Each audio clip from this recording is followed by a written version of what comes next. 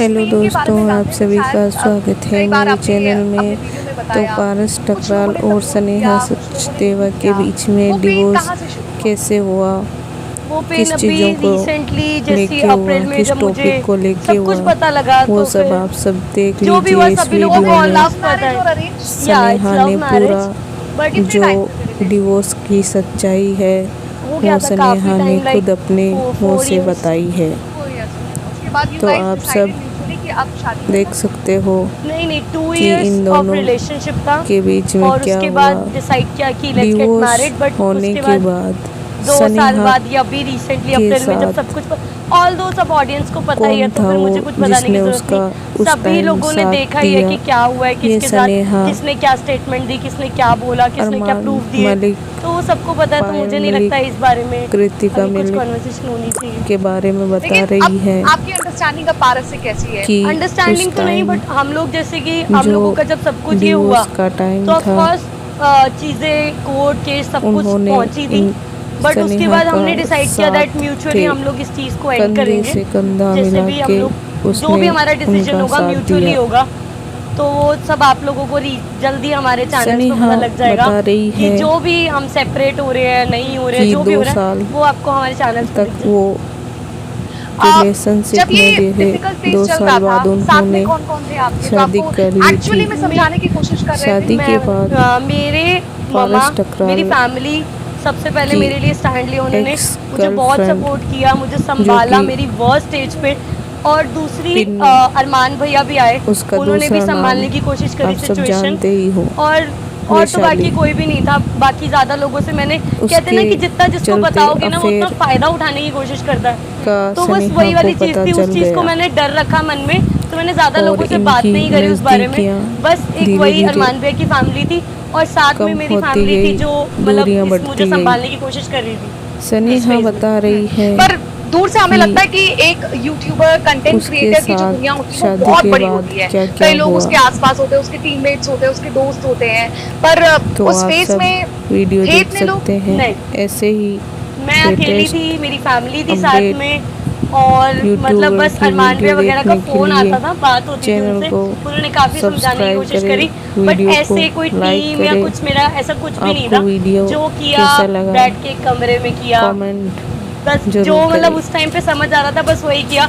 और मुझे नहीं लगता कि मैंने कुछ गलत किया उस टाइम पे, बिकॉज अगर इंसान चुप हो जाएगा ना तो फिर वो गलत पड़ जाएगा कि इसने शायद गलती करी तभी ये चुप है। तो मुझे लगा कि नहीं, मुझे आंसर देना चाहिए कि अगर बात सोशल मीडिया तक आ ही गई है तो फिर मुझे आंसर देना चाहिए, तो मैंने दिया।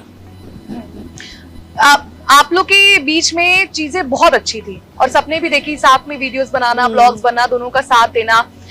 जब ये खटपट शुरू हुई, आपको लगता है कि इस चीज में किसी ने फायदा उठाने की कोशिश की? बहुत लोगों ने फायदा उठाने की कोशिश करी, अब मैं नाम नहीं लेना चाहूंगी, बट बहुत लोग आए जिन्होंने फायदा उठाने की कोशिश करी और किया कि बस अब कुछ भी हो जाए, ये एक नहीं और ऐसी ऐसी चीजें हो जाए। बट ठीक है, मेरे को इतना पता था कि मुझे क्या डिसीजन लेना है, तो ना मुझे किसी की बातों में आना था और ना किसी के बोलने से मुझे कोई फर्क पड़ने वाला था। मुझे ये लगा कि ठीक है, जो मैं सुनूंगी अपनी फैमिली की सुनूंगी, जिनकी मैं रिस्पेक्ट करती हूँ, और उसके अकॉर्डिंग मैं डिसीजन लूंगी अपना, जो मुझे चाहिए। अभी क्या सिचुएशन है? स्नेहा मूव ऑन हो चुकी है? देखो, इजी कुछ भी नहीं होता मूव ऑन होना, या कहना आसान होता है कि ये मूव ऑन हो चुका है, बट ऐसा नहीं होता। तो मुझे नहीं लगता, मुझे एक्चुअल में खुद भी नहीं पता कि मैं अभी भी मतलब सोचती हूँ, चीज़ें याद आती हैं, रोती हूँ, बहुत चीज़ें होती हैं, बट टाइम के साथ सब कुछ ठीक हो जाएगा। रिग्रेट फील होता है कभी कभी? कभार होता है ना कि अगर भगवान हमें एक चांस दे सब कुछ ठीक करने का तो हम ये चीज ठीक करेंगे। आपको कभी ऐसा लगता है कि अपनी पर्सनल लाइफ में कुछ चीजें आप ठीक करना चाहती हैं? नहीं, मुझे ऐसा कुछ नहीं लगता, बिकॉज जो चीज़ मतलब भगवान को कहते हैं ना कि कुछ दिखाना होता है तो वो एक टाइम आता है और वो दिखा देता है। तो मेरे साथ भी बहुत सी चीज़ें एक साथ ही सामने आई और मुझे नहीं लगता कि मुझे उसको ठीक करना चाहिए। आपके जितने भी ऑडियंस आपको देखती है, आपसे जुड़ी हुई है, आपकी जितनी फैमिली है, कपल्स को कोई एडवाइस देना चाहेंगे आप अपने सिचुएशन के रिगार्डिंग? की पहले अपना रिलेशनशिप चलाओ, उसको समझो, और उसके बाद ही डिसीजन लेना टू गेट मैरिड और टू चाहे बच्चा करना हो चाहे कुछ भी, तो वो सोच समझ के डिसीजन लेना चाहिए। जल्दबाजी में कुछ ना ही करो तो ज़्यादा बेटर रहेगा, क्योंकि जितना उस रिलेशनशिप को टाइम दोगे उतना तुम एक दूसरे को जान पाओगे और तभी डिसीजन लो कि yes you are compatible to marry और नॉट।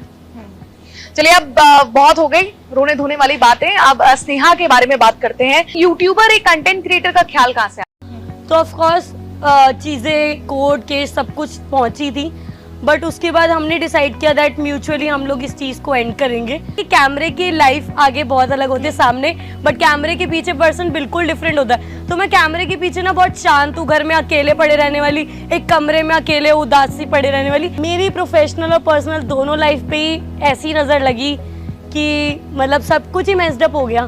रात में अकेले होता है हर एक कोई इंसान, तो मैं रात में बहुत रोती हूँ, बहुत। मैं BSc फॉरेंसिक करी थी, तो वन ऑफ माय फ्रेंड उसने मुझे बताया कि ये यूट्यूब ऐसे होता है और इसके अंदर से वीडियोस बनती हैं। सो पहले एक टिकटॉक प्लेटफॉर्म आता था, तो मैंने क्या करा, मेरे एक फ्रेंड ने मुझे सजेशन दिया व्हाई नॉट ट्राई तो कर। तो मैंने ना 2 वीडियोस डाली एंड मेरी सेकंड वीडियो वायरल हो गई, 34 मिलियन व्यूज थे उस पर सेकंड वीडियो पे। इस बार हमारे तहलका भैया भी अंदर है, तो ऑफकोर्स तहलका भैया जैसे बाहर है, मैं उनसे मिली हूँ काफ़ी बार, तो वो अंदर भी वैसे ही अपने सबको एंटरटेन करे जैसे हमें बाहर करते हैं। सुसाइड पॉइंट तक भी पहुंची थी, मतलब ऑलमोस्ट सब कुछ एंड ही था कि था नहीं अब सब खत्म। ममा मेरी फैमिली सबसे पहले मेरे लिए स्टैंड लिया, उन्होंने मुझे बहुत सपोर्ट किया, मुझे संभाला मेरी वर्स्ट स्टेज पे।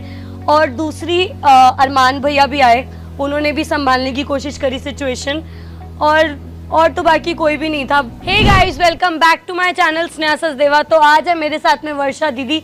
तो दीदी मेरे चैनल को हाई कर दो, सब्सक्राइबर्स को हाई कर दो मेरे सभी। कैसे हो आप? Million subscribers. हाँ स्नेहा हाँ। एक मिनट रुक जाओ, अपने व्यूअर्स को थोड़ा सा ठहरने के लिए बोलिए, क्योंकि बहुत सारी बातें आने वाली है। कैमरा उधर भी लगा है, अच्छा अच्छा, फोकस कर लो पहले। चलो इंटरव्यू। हाँ